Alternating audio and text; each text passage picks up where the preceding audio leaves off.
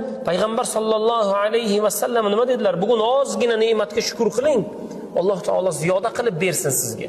Bugun katta ne'mat bor qo'limizda. Haqiqatda mislsiz katta ne'matlar bor. Shukr yo'q.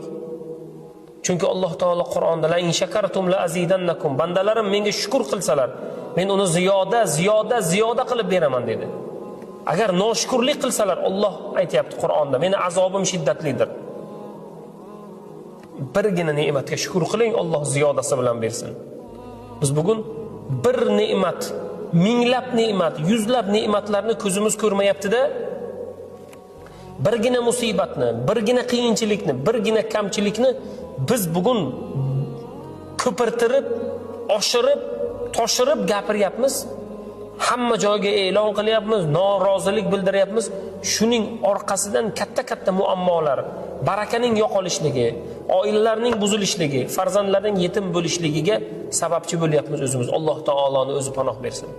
Mana shuning uchun Alloh taolo har birlarimizga go'zal xulq, go'zal manfaat va inshaalloh Rasulullohning go'zal xulqlari bilan xulqlanmog'imizni Robbim hammalarimizga nasib aylasin inshaalloh.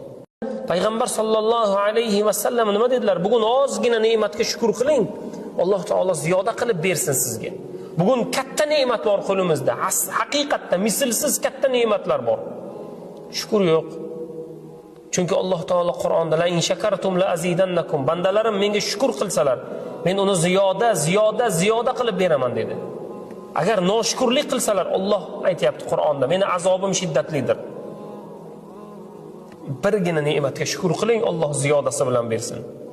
Biz bugun bir ne'mat, minglab ne'mat, yuzlab ne'matlarni ko'zimiz ko'rmayapti-da, birgina musibatni, birgina qiyinchilikni, birgina kamchilikni biz bugun ko'pirtirib, oshirib, toshirib gapiryapmiz.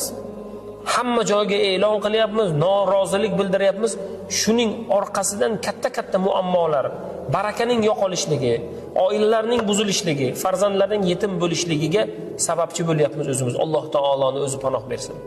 Mana shuning uchun Alloh taolo har birlarimizga go'zal xulq, go'zal manfaat va inshaalloh Rasulullohning go'zal xulqlari bilan xulqlanmog'imizni Robbim hammalarimizga nasib aylasin inshaalloh.